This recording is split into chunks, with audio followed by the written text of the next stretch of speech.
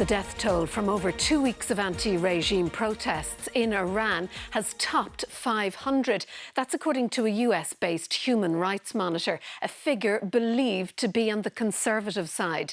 More than 10,000 demonstrators are thought to have been arrested. The United States has threatened military strikes on Tehran, with President Trump due to be briefed Tuesday by senior officials on specific options available to him. Iran accuses Washington of trying to sow chaos and disorder and has vowed to retaliate if they or Israel intervene. The streets on which they had protested, now lined with bodies. Evidence of the clampdown that Iranian authorities had warned of as demonstrations continue across the country.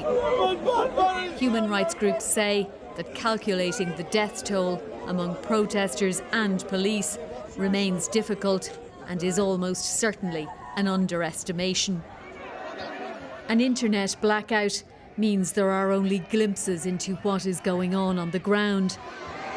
But those glimpses suggest the wave of protest shows no sign of receding. As more and more people take to the streets, chanting for change.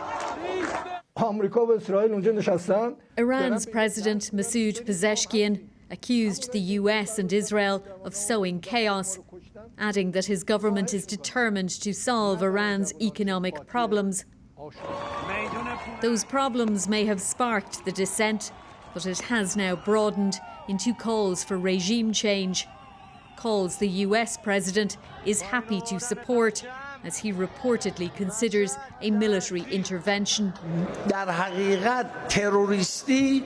Tehran says it would retaliate against Israeli and US bases in the event of any US action, with the Iranian parliament speaker warning Washington against a miscalculation. Decades of enmity between Washington and Tehran followed the 1979 Islamic Revolution. The man whose father was toppled as ruler then, now offering himself for a leadership role. I'm here to lead and help our nation go through that transition. But beyond liberation, we have to have a plan for a stable, smooth transition. Where this goes next, though, remains deeply unpredictable, as Iranian officials urged their supporters to take to the streets tomorrow in counter-demonstrations.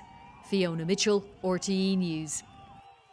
Well, Borzou Dargahi is a freelance Middle East correspondent. Before coming on air, I asked him to put the current violence and unrest in some historical context.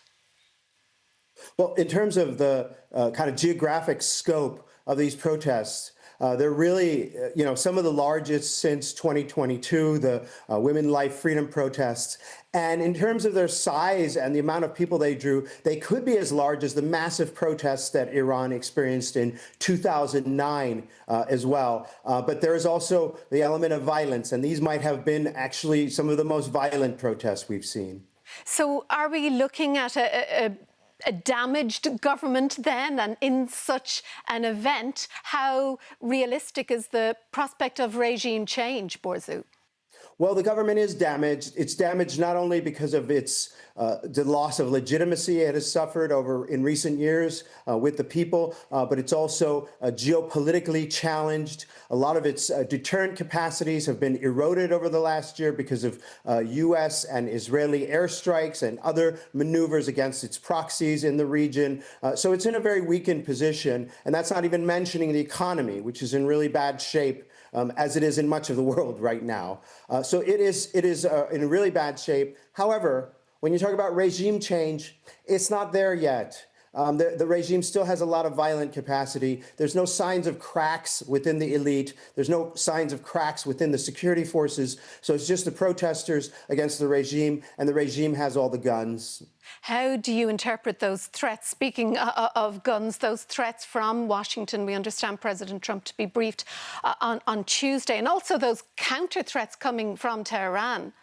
Well, I happen to think that they're not such a great idea in terms of protests. The more you talk about war and violence and big weapons and airstrikes, the more you're going to keep middle-class, ordinary people off the streets. That's some scary language, and I don't think that's going to encourage protesters, at least not from the middle-of-the-road, middle-class parts of the country. Borzu Dargahi, thank you for your time this evening.